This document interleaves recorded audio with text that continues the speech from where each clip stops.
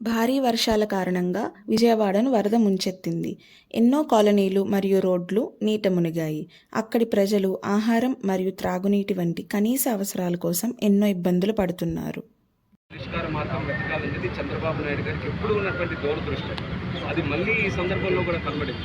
Drones ఇప్పటి వరకు మనకి డ్రోన్స్ తాలూకా టెక్నాలజీ గత 15 సంవత్సరాలుగా ఉన్నా సరే ఇప్పుడు కూడా ఏ విపత్తులో కూడా మీరు డ్రోన్స్ని వినియోగించడం ఎక్కడ కూడా చూసారు.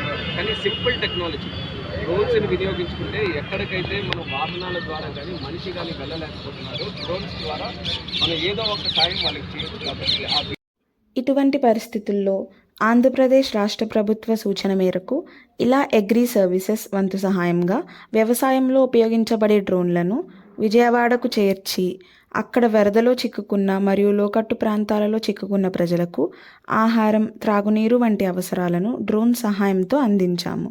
ఇటువంటి క్లిష్ట పరిస్థితుల్లో ప్రభుత్వంతో పాటు మా వంతు సహాయం అందించగలిగినందుకు ఇలా అగ్రి ఎంతో ఆనందించింది.